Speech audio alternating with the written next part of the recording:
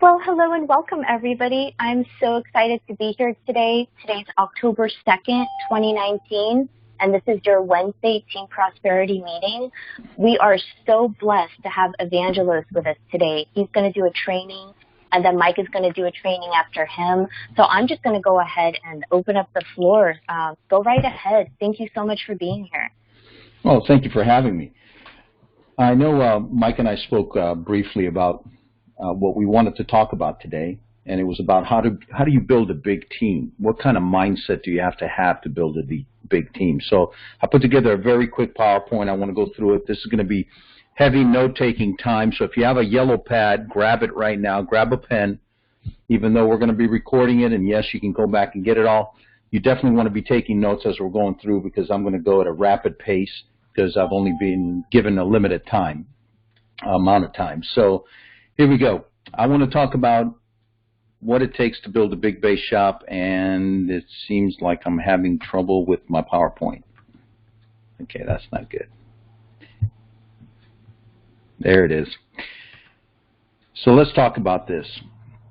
The difference between winners and losers, champions and wannabes in this business is going to be massive immediate action. And when I mean massive, I mean you got to go all out. You got to do things you've never done before. One of the first things you've got to have when you're doing this kind of business is you got to have a written business plan. You've got to know exactly what it is you want. It's a senior vice president position. You got to have that written out, exactly the points, the recruits, what you're going to do on a daily basis. And my plan covers what I'm going to do in the next 3 months, 1 year, 3 years, 5 years. And I know exactly how all my promotions are going to come. I read it twice a day. I read it once in the morning when I wake up because it focuses me on what I need to do for that day and it reminds me of why I'm doing what I'm doing because I've got a lot of the whys I do this business in my business plan. And, of course, once before I go to bed, I read it out loud. And I know it's tough sometimes when you have somebody sleeping, so I used to go in a closet and read it out loud. And I'm always feeling that I'm already in possession and I'm already that individual which I'm describing in my business plans 3 to 5 years out. When you read it in the morning, it focuses you. When you read it at night, it puts it in your subconscious, and it actually it nails it in there. You actually dream. When I dream, I remember my dreams. I actually dream about a lot of these things that are in my business plan. It's very powerful. And the plan has to be a plan to accumulate wealth, right, to get to the finish line, to achieve what you would consider financial independence for you and your family. The second thing you've got to do is you've got to have a written plan for personal development. And I'm talking all aspects of personal development. You cannot be the same person you were last year. I am obsessed with writing the next chapter in my life. I can't take the old me into the next year and expect to get better pay, better results, better everything. And that written plan is going to cover physical, spiritual, right, mental. It's going to cover my family. It's going to cover my business, certainly. But I want that personal development. The most powerful force I know in the human spirit is to be consistent with your identity, i.e. the way you see yourself, who you are, what you think about. And the only way to become better is to actually get around better people. And people say, well, if you're the average person of the 5 people you hang with, yes, I would amend that to, yes, you're the average person of the 5 people you hang with, only if you are around them and you're asking the right questions. Okay? And part of who you associate with, also the audiobooks that you listen to, making your car a library, right? And you're going to do this until you shape yourself into a successful, happy, at peace with yourself business person. And the greatest investment you'll ever make is in yourself. So start making sure. And I put a lot of emphasis on this point because the written plan for personal development is huge. I read a book a week. I reread books. I find new books. And I've been doing this for 26 years, which has allowed me to become a better person every day. Third thing you got to be obsessed on personal width. You got to go wide every chance you get. It means you got to be having at least 3 to 5 personal recruits every month and making sure they get off to a fast start. Because your people will only do about 30 to 70% of what you do, depending on the individual. So you got to set the example. Last 2 days, we brought in Brandon Bach out of San Francisco Bay Area and John Caldwell out of Ohio. That's 2 new people on the team in the last 2 days. Adam and I are talking about minimum 10 personal recruits this month. You know, he knows my record is 16. He says, I'm going to beat that record. I said, great, let's go for it. So we're obsessed on personal width right now, because with personal width comes a lot of new markets that we're going to be able to get into and change people's lives. 4 things. Become a pro with the phone scripts or whatever scripts you're using, whether they're online. You've got to be able to it's got to be second nature. The only way to do that is become a pro with it. You got to be practicing. So if somebody asks you a question, you know how to answer it. You know how to invite somebody. You know how to get them, to a place online where you can have a conversation. So be a pro with the scripts. The 5th thing, become a personal production example. What does that mean? If you want to be big in this business, you got to become a consultant. There's no way around it. You have to personally produce and outproduce everybody on your team. I did that for just about my whole career. When they told me I couldn't do it, I said, I'm going to do it, and I did it. And about 10 years into it, they ran a contest for Hawaii. For 6 months, I was the #1 producer in all of Transamerica. I did more personal production. It was an amazing thing. I just became obsessed with making sure that I did as many appointments as I could every week. The only way that happens is when you become obsessed with something. Be obsessed with personal width. Be obsessed with personal production. Become the example. Because, again, they're only going to do a portion of what you do, so make sure you're the one leading the way. So let me give you kind of a criteria. If you're doing 5 to 10 sales per month, you're decent as a personal production example. You're decent. 10 to 20 sales a month, you're a freaking stud in business. You're doing great in business, or studette, whatever the case may be. 20 to 30 sales per month, now you're a big-time player. Does that mean you're personally going to go find 20 to 30 sales? No. With our system, there's a lot of inviters out there that are going to invite you to be the consultant on their case. You need to be doing 20 to 30 if you want to be big-time. Now, when you get to that point, you're making big-time money as well. Okay? So we know 10 to 20 recruits a month equals 10 to 20 sales per month. That's the way our system has worked forever. Okay? 10 to 20 sales. Now what you're doing is you're training the next wave of leaders. You're looking at 10 to 20 sales. You're now going, okay, now I've got a team. I got 4 or 5 people that are coming up, and we're doing 4 or 5 each every month. I'm training them for the next wave, which brings me to the CEO Club. You got to be CEO Club driven. That means minimum you got to be getting your 10 every month, right? 25 is better. The first month the CEO Club came out, we had never done more than 7 personal recruits. The first month it came out, I just went nuts with it. I was the first one in the office to get 27 recruits in the base shop. I had to do 16 of those myself, which was my best month ever, but I was just driven. Why? Because double-digit recruiting is where life begins. If you're not doing double-digit recruiting, you're not growing your business. There's something special about 10. So you got to be CEO Club driven. Field training your team constantly in all aspects of the business. When you field train, the mission of what we do, helping families, getting financial literacy out there, it gets into your heart. It becomes part of you, right? It makes you money. It's great. Field training made me a ton of money, and it also built my organization. You got to learn how to overcome objections. There's just no way around it. There's only about 10 of them you're going to get all the time. And the funny thing about it, when I first started, I wasn't afraid to go out there and get it done. I got a few no's in the beginning, but the objections kept coming up. So I kept going, okay, fine. If that's the objection, not a problem. I'm just going to go ahead and write that objection down. I'm going to say, you know what, that's a great question. I wrote it down. I said, let me get back to you tomorrow with an answer. And once I had the answer, it became part of me. And then what I found is the same basic 10 objections kept coming up.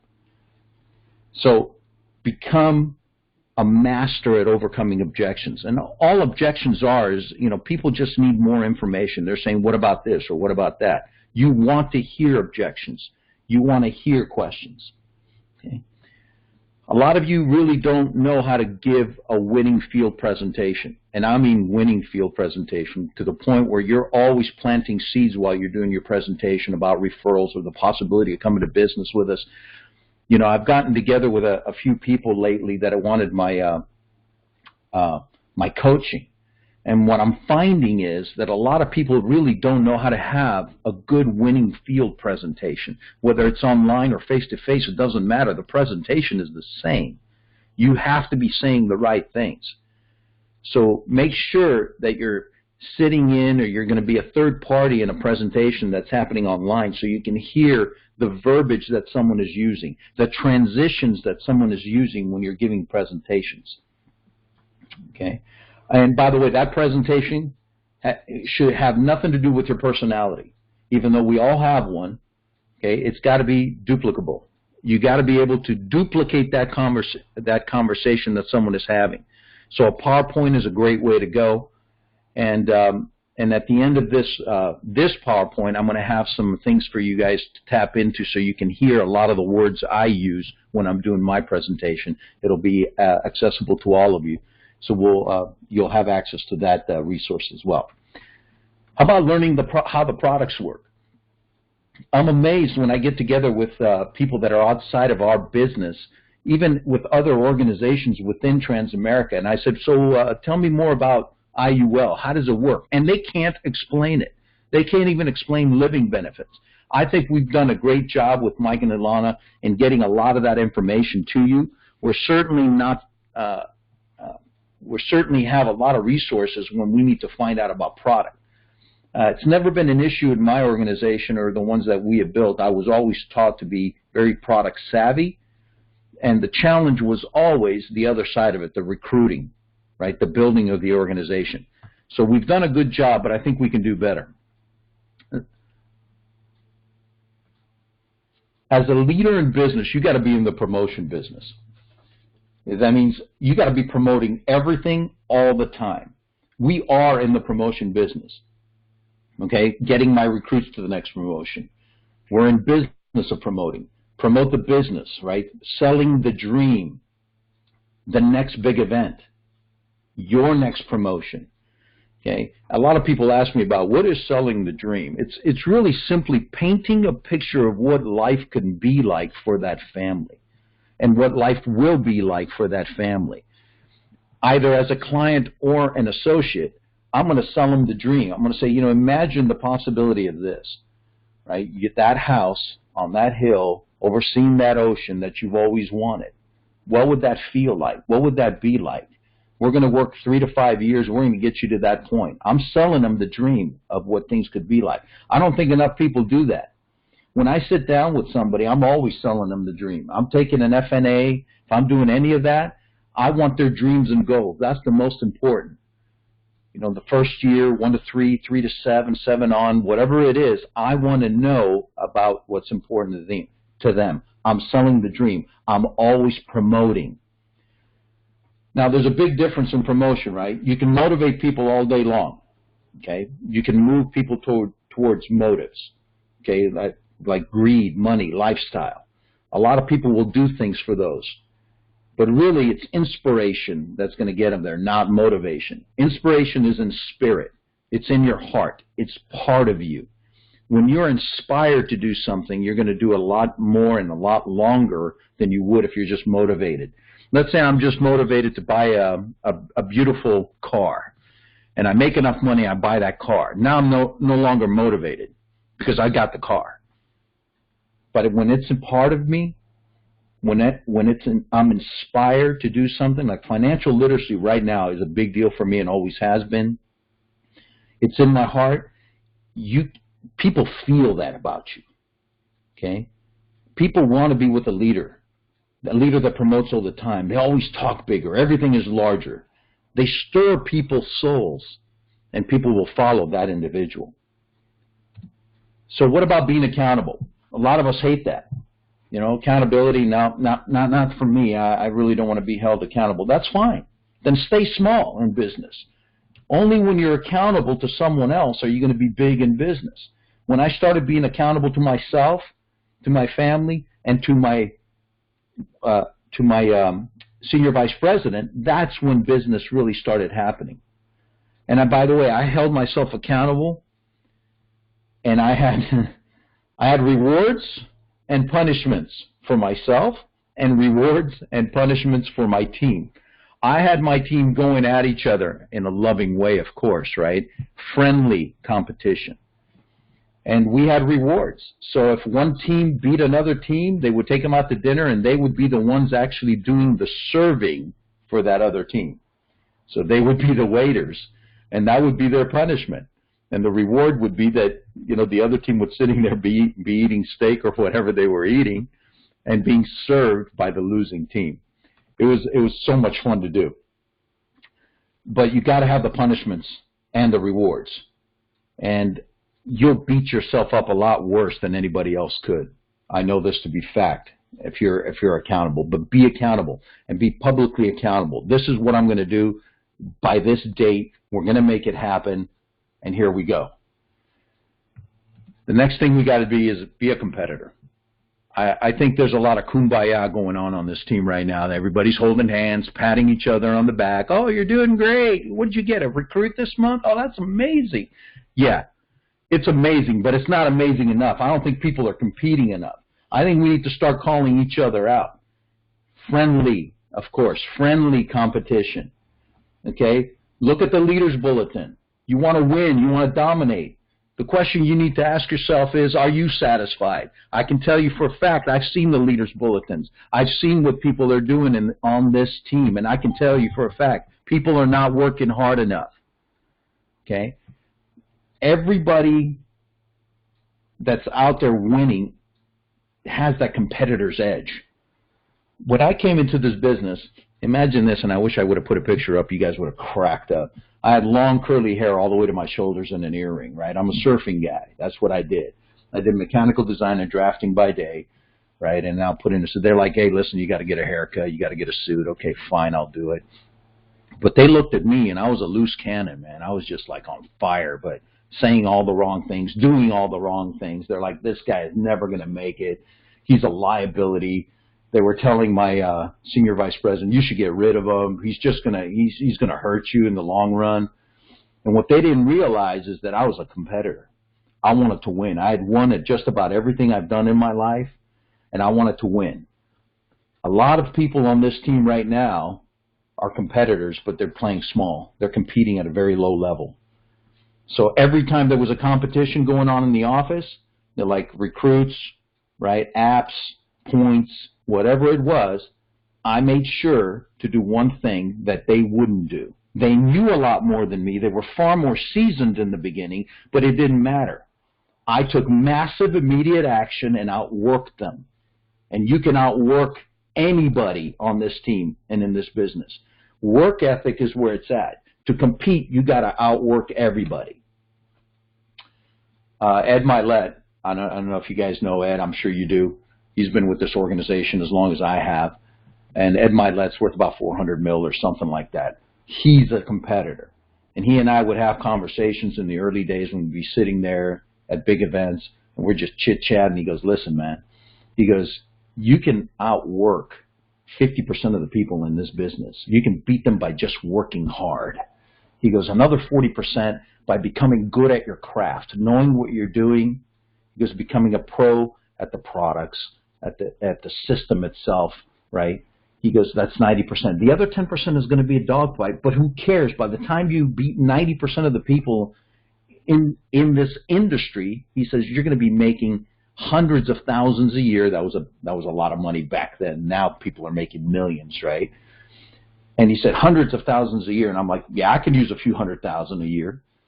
And then when I actually made $100,000 in a month, he looked at me and he said, you're on track. He goes, don't let off the gas now. And by the way, he goes, turn around and put that in investments and save it. So through competition, you can get everything you want. You could beat everybody in the leaders bulletin. You can win. You can dominate. So the question again is, are you satisfied?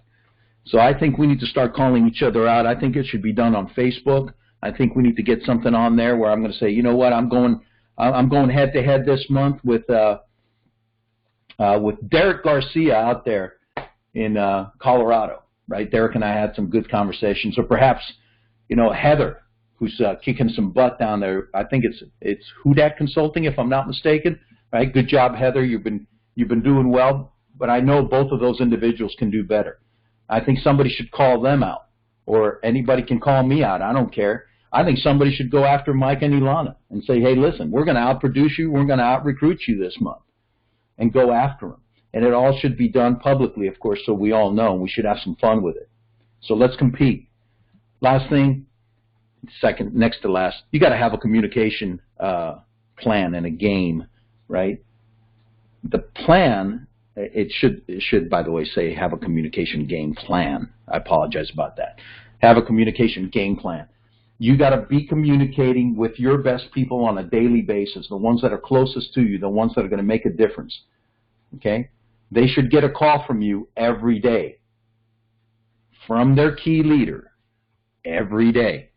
Those are the ones you need to keep close to you, the ones that are just kicking some butt. Okay? And you got to teach them to do the same. If you're not calling them, they're calling you, because that's the only way we get things going. Last thing is, you got to become a great leader. Most leaders overestimate the capacity of their people. Great leaders underestimate their people, even the serious leaders. See, I can't sit there and go, yeah, he knows that, she knows that. I don't need to teach it. Yeah, you do. You need to teach it. And once you've taught it, teach it again, because I'm going to underestimate my people. I'm going to make sure they know what they're doing. I'm not going to assume they know what they're doing. Next thing you got to do is you got to study those leaders, other leaders, and create your own style. Everyone, Mike and Ilana are completely different than me. I guarantee you that, right? They're very detail-oriented. I'm detail-oriented as well, but not as much as them. They're a different kind of leader. We need both. Okay, we need some people to get fired up and to be out there, hair on fire, right, on the stage, yelling and screaming and whatever, and then getting the job done. And we need people like Mike and Ilana who are very, very, very good at what they do. And I'm so grateful to have them there, because when I need help, boom, Ilana's right there. Hey, Mike, I need some help with this. Boom, he's right there. They're amazing at what they do. So study those kind of leaders. Create your own style. And you show me any successful organization, I'll show you a great leader, a visionary, someone who can see the future and be able to sell the future. Let me tell you this, and I've got about 5 minutes, so I think we're on track. Be obsessed with writing the next chapter of your life. Be obsessed with becoming a better version of yourself. The 2018 version cannot be the 2019 version of yourself. It doesn't work. And who you are right now, you're perfect the way you are. But it's not going to be good enough in 2020. So you've got to constantly be getting better at some of these bullet points that I shared with you. Okay, you can't take the old you into the future. Forget the past. It doesn't serve you. You've made mistakes. Great. Glance back, look at them and go, that was a mistake. Won't be doing that again. And then move forward. Read another book. Get in front of another leader. And never, never, never stop taking massive, immediate action. Here's what I'll tell you. If you are what you do, and you are what you do, your thoughts are going to lead to your purpose. So what you think about is very important. Your purpose always manifests into action. And your actions form your habits. Your habits determine your character, and your character fixes your destiny. So really, what are you going to do? Right? Are you going to get after it? Are you going to take action? Are you going to kick some butt? Your legacy awaits. Your destiny lies ahead of you. Are you going to sit there and do nothing and let time just waste away? Okay? Or are you going to get after it? Because if you just sit there, all you're going to see is your dreams just going to fly away. So that's the real question, isn't it? What are you going to do next? My suggestion, massive, immediate action. So here's that resource I was telling you guys about. I've been working on this, and it's almost done. We put a third-party website together. It's called the Financial Literacy Academy. I've owned this since 1993. It was there initially to train agents. The academy was to train agents. It has transformed itself into training general public. It's a third-party website. My name is nowhere on it, so you can send people to it. You're going to find one video already. It's called the Rule 72, and we're going to train on 3 different things on there. They're going to be a Rule 72. It's going to be followed by how to never lose money. It goes right in line with IUL and indexed accounts within the IUL. It'll be explaining that. And then the third one, how to never pay taxes, the 3 tax boxes, all of that, finishing with IUL and what it does. So if people want a third-party website to get information on how things work, you can show them with this website. In fact, I even got the teachmetherules.com because financialliteracyacademy.org was too long. So teachmetherules.com or teachmetherules.org. It doesn't matter. I got both of them. financialliteracyacademy.org. You can go to the sites there. You'll see the Rule 72 already on there. By the end of the week, I promise you the other 2 videos will be there, and it is a website in progress. You'll also find it on Facebook and Financial Literacy Academy. So that it'll be on Facebook. There's a Facebook page. Go on there, like it, right? Let's get some traction going before I take it out to the thousands of people I have on my Facebook. Share it. Let's get some people looking at this, because all of this does is what? It just they go, oh, okay, now I understand what you guys are doing in the money. With the money. And YouTube, of course, we're going to have a YouTube channel, Financial Literacy Academy. You'll find it on YouTube. The first video is already on there. So go there, subscribe, right, share it, let people know about it so we can get this financial literacy out there.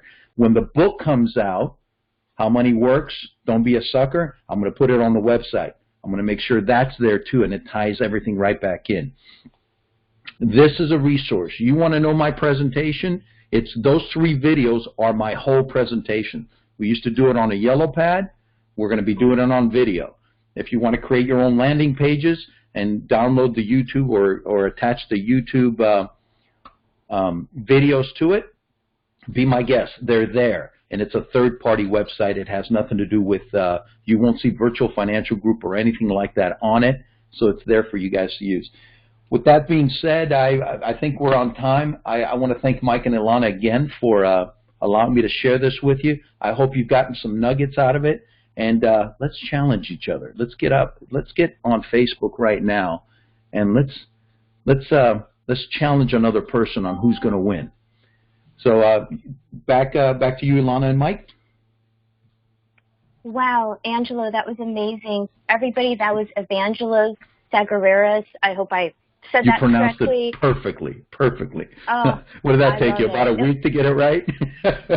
I've practiced quite a bit of times, and I wanted to make sure that I had it correct. I appreciate your coaching yesterday, and we just appreciate your teaching so much. I took about a page of notes that I'm going to go back through. I'm going to watch it again.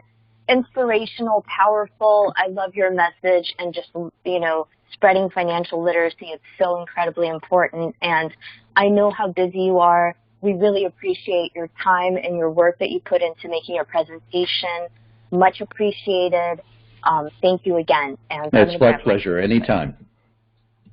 Thank you. I know we've already have some great notes coming through, great presentation. Thank you so much. Just amazing stuff. Thanks again. Much appreciated. You bet.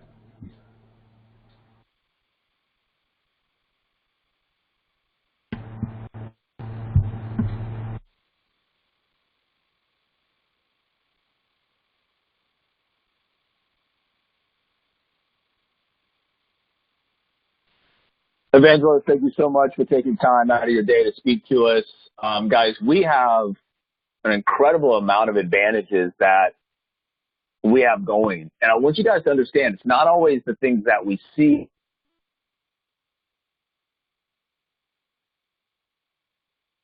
Wednesday, we had Eric Hahn on our meeting, transmission class. Thursday, for our team, we had Julie Stewart from Crump doing an annuity training. Saturday company meeting Tom Matthews, today Evangelos. This is decades of knowledge. You have success backgrounds and track records of success. I hope you guys are absorbing this, because in any other traditional model, you would not have the ability to be exposed to this type of knowledge. So absorb what he said, go back, review it, write it down. One of the things that I think I struggle with most in our organizational build out is probably not being confrontational enough with people as they are maybe not getting the results they're looking for. So the competitive nature, the drive to push people positively, but push them in a direction where they're going to get competitive is going to open up, like he said, lots of revenue and income opportunities. And from that, you're going to get what you're looking for by helping other people get what they're looking for. So I really appreciate you taking that time today. And I just want to take the last few minutes here, guys, to just go through some things, make sure you understand. Speaking of competition, we did launch the football tournament yesterday. So it started October the 1st, and we've got first place, 150, second place, 50, and these are the rules. New direct hire means they've been through the whole interview process. They bring in on a tier 2. That's a touchdown worth 6 points. Standard track exchange coming over, that's an extra point. Fast track, 2-point conversion. And any client sale is a field goal at 3 points. And this will go on we'll end it right at the time the leadership conference for WealthWave is beginning in Vegas. So got a lot of things going on that we can tie into what Evangelos told us and get a little competitive with each other, call each other out, talk a little trash. Just bring something that breaks up the monotony of what we do in terms of the day-to-day activity and can have fun with, but also be competitive. So it's a perfect timing. I just want to show you guys the market. We've been talking about this since the beginning of this past year in terms of the market kind of running out of steam, rolling over. So the more that you guys know about what we do, the strategies, the concepts, the vehicles, what benefits those can do for your potential clients, it allows you, like Evangelos said, to continue the conversation and get people into a position where you're educating them into buying decisions. This is the 1 year. You can see it just runs out of steam, tries to pick up steam, run out of steam. Today it's down 1.5%. 5 year right here, triple top. All of these things show the market's running out of steam. The technicals are breaking down.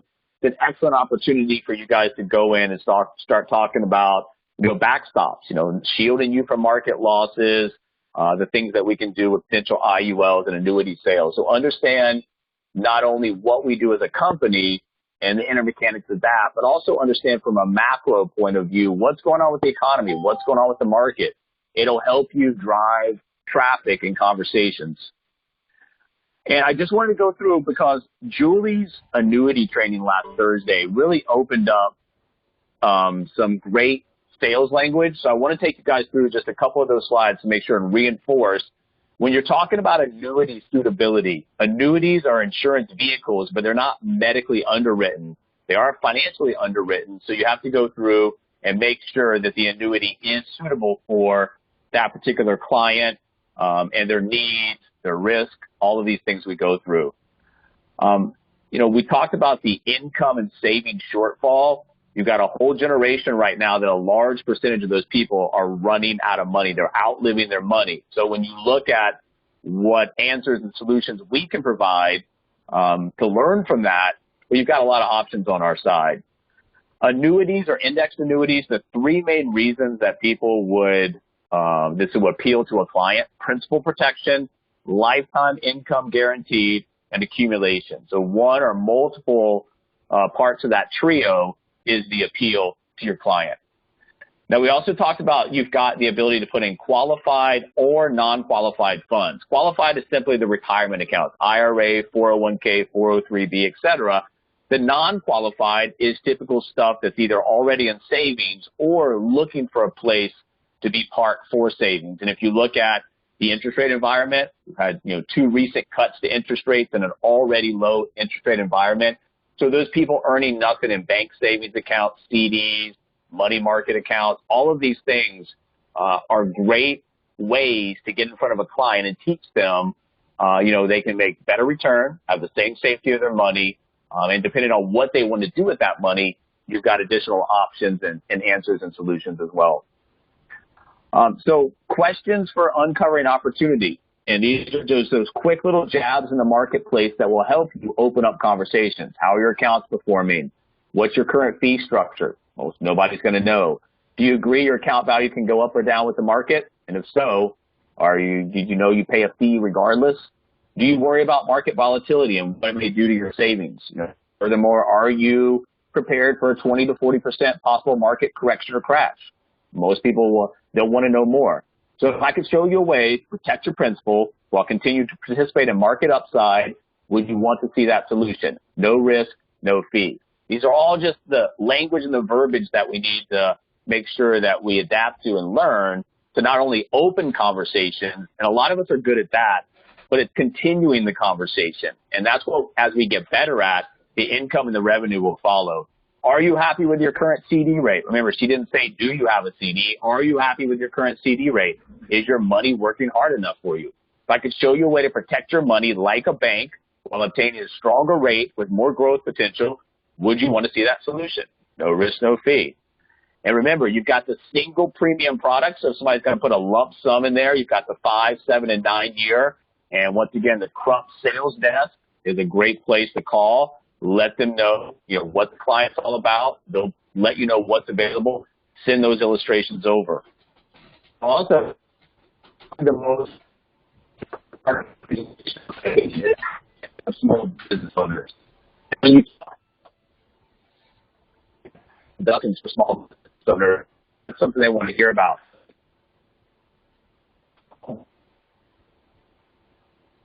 Deductions. Tax deductions for your business. Do you own, are you in an IRA? And then the last part, if I could show you a way to get up to $50,000 in tax deductions for your business while also creating remember, the SEP IRA allows up to 56. Hold on one second. Okay, hold on one second, guys.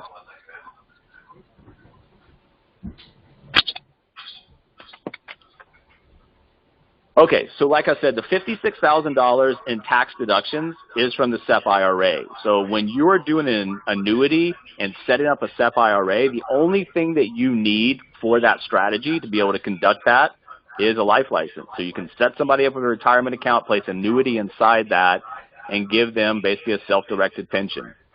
Now, that's a great way to talk to business owners. They're looking for tax deductions. They're looking for retirement options and solutions to wrap both up in one conversation. And then remember, the SEP IRA, that $56,000 tax deductible for the small business owner, that's the current tax year only.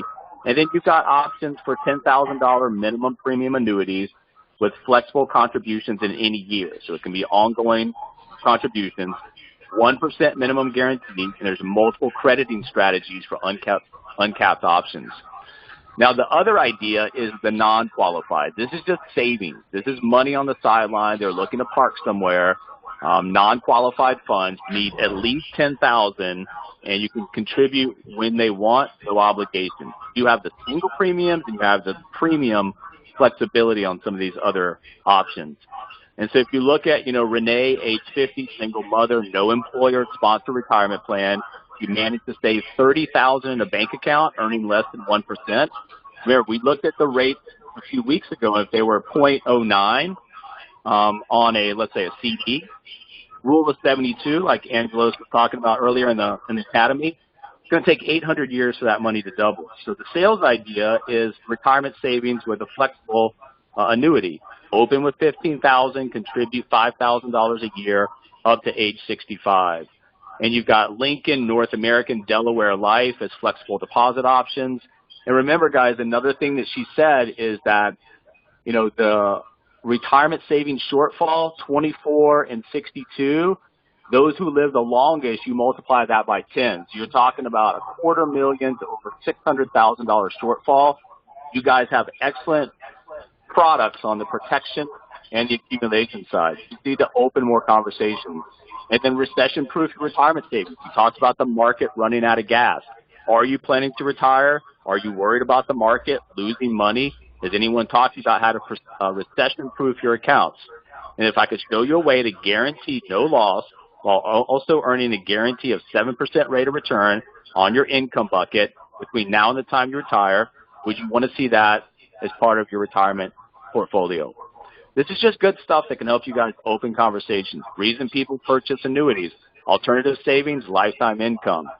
And then every week what we're going to be doing is taking a portion of the book and just helping you guys understand how to take that information from the book and transfer it into the marketplace. So let's take a look at some of the information. Recent survey shows that Americans on average lose about $1,230 last year because they did not properly understand basic household financial issues. Almost 20% lost $2,500. The lack of financial literacy cost Americans last year a total of $295 billion. So what you're essentially teaching people is when you become financially literate, you make smarter moves. That saves you money that you can put to work for you instead of against you. And if we take that into consideration, if we take 20 years and we're saving that $1,230 from good financial decisions, and we are earning an interest rate of 6%, well, you've got almost $50,000 over 20 years, and then at $2,500 in savings, almost $100,000. So would somebody want, after a 20-year run, of just making smarter choices, an extra $50,000 or $100,000? Yeah, they definitely would. So this is the kind of stuff you guys can do. And then from the business opportunity, if somebody, let's say, is 49, 50 years of age, they want to retire at age 65, then if you look at an F&A and they're making $72,000 and essentially spending $72,000, they're cash flow neutral. They don't have any money to put away. But look, to replace that income for 20 years of retirement in the next 16 years, they need $2 million. So if you want $72,000 replaced, you need $2 million over the next 16 years. Well, if they're cash flow neutral, what's the percentage possibility that's going to happen? Probably near zero. Now, if you take that and you look at a new retirement option where they can come in and build a cash flow asset in a business that spends off $6,000 a month, the percentage possibility they can get this business built, $6,000+ a month in cash flow, versus remaining where they are and trying to save up $2 million over the next 16 years with no positive cash flow. Well, you can see how, if for the right people, this can be a new retirement solution. And I want to leave you guys with a couple of things. Does this innovation work? The innovation that we brought to the marketplace, does it work? Will the marketplace accept it? Yes, we've already proved that. So if that's the case, just like Evangelist was talking to you guys earlier, all you've got to do is turn on the marketing light. You've got to get out there, open conversations, continue conversations, understand what you do, why, how it helps, what the benefits are. Just learn how to control conversations, guys. The money, the income, the revenue, the growth will all follow. So I really want to thank Evangelos for coming on today and helping us out. You guys will want to go back through his presentation, take notes, and understand the mindset, the competitive nature, what you need to do to get to a position where you have the type of cash flow that you originally came in looking for and probably beyond.